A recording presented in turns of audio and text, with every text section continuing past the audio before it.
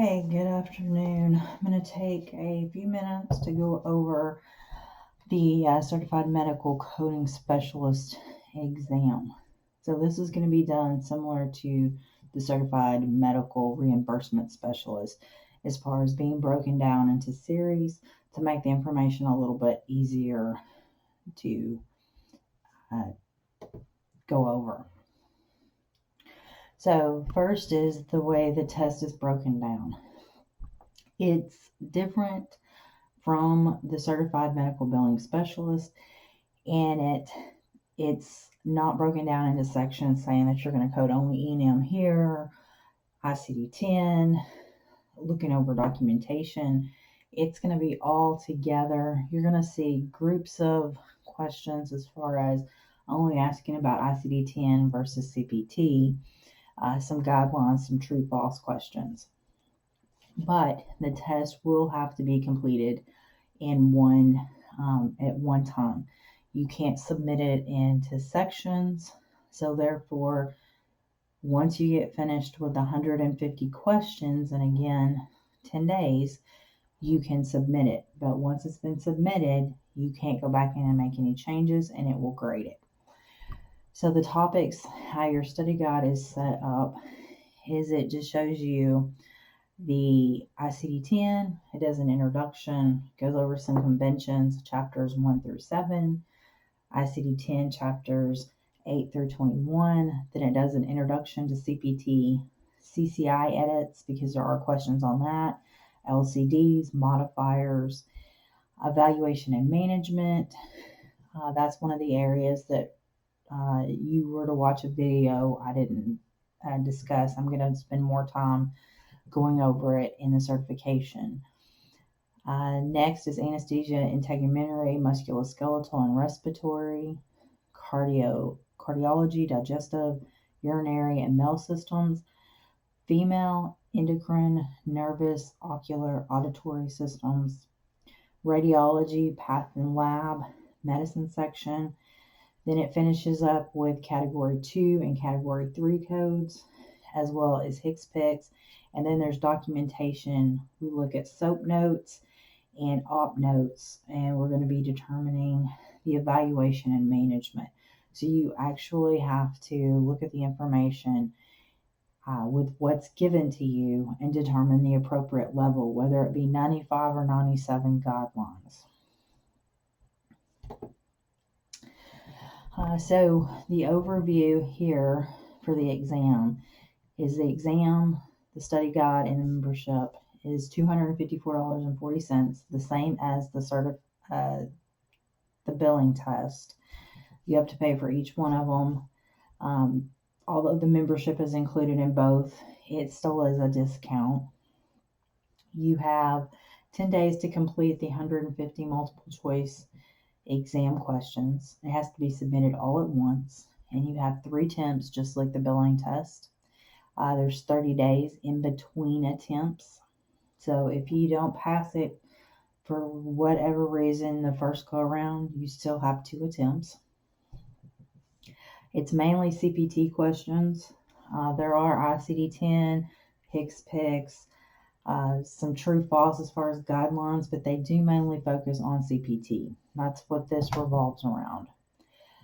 Approximately 5 coding scenarios to determine evaluation and management. You're going to pull up coding case scenarios, and you're going to utilize the key elements to select the correct evaluation and management.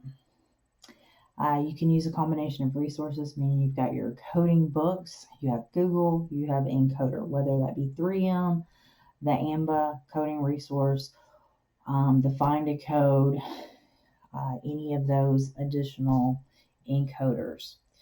You want to pay attention to detail. That's what's going to throw you, is the detail.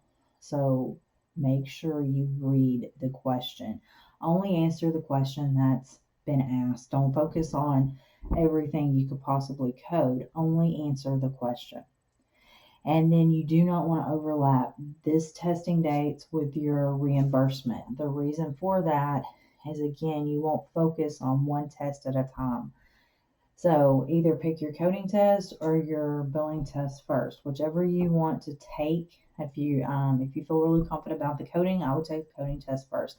If you have to choose between one or the other, because of all of the stuff that's going on, we don't have fees that we're taking out this time around. You actually have to pay for this out of your pocket. You should have saved money from your loans, your Pell Grants, or you had to set this money aside. So if you have to select one, um, if coding is where you truly want to go, then the coding test is the one you should take. You can use that information to do billing. A coding certification always can be used for billing, but a billing certification cannot always be used for coding. All right, so this is the payment form. I have received questions as far as how we fill out a payment form, what do we do? So I took the coding payment form, so you should have one for the reimbursement specialist, the CMRBS, or the CMCS form. You're going to do the date that you're paying for it, the payment type. The purchase order, you're not going to use purchase order. That would have been if it was coming from the school and they were going to make one payment. You'll either select check because you're going to send a check and you'll mail it in, or you can do a credit or debit. And so it's either Visa, MasterCard, American Express, or Discovery. The name on the check number. If you do your credit card, because you can fax it in, if you have access to a fax machine, you can fax it in, and it's pretty quick. I have had it where she lets you scan it and email it, but that's something that you're going to have to specifically ask Debbie if that's okay. Then you have your security code, your card holder, your signature. It is per student. So the number of students on this particular one is 1, because each one of you are going to fill out your own payment form. The order total is $254.40. The name of the school should be ASU 3 Rivers. School address is 1 College Circle. It's Malvern, Arkansas 72104. The instructor is me, Angela Briggs. My email address for the school is still abriggs@coto.edu. The work phone for that number up there is 332-0202. The fax number for the school, the begin date and the end date. So these are 12 a.m. to 12 a.m. That's the stipulations that the website has on it. If you have any questions about that, you do need to contact Debbie. You can email her or you can call and specifically ask questions. She's very quick about getting back with you on any questions. So don't hesitate to do that. But you'll select the day. So the day you select, you wouldn't want to put in, if you're wanting to take the test today, you wouldn't want to put it in today because you've already lost a few hours. So you're looking at 10 days, but it is 12 a.m. to 12 a.m. So you need to pay close attention to that. And then you'll need to register on the website to access that exam information. So you'll have access to the website, but going into the student login, until you've registered, you won't have access to the test. So you need to make sure you take care of that. But as soon as she gets your payment information, she'll send you instructions on making sure that you register for the course and how you access, and the specifics on how much time you have for each test. So if you don't receive an email from her, make sure you check your spam or your junk mail, because there's a good chance it's in that location. All right, so that was the first part as far as the introduction to the certification.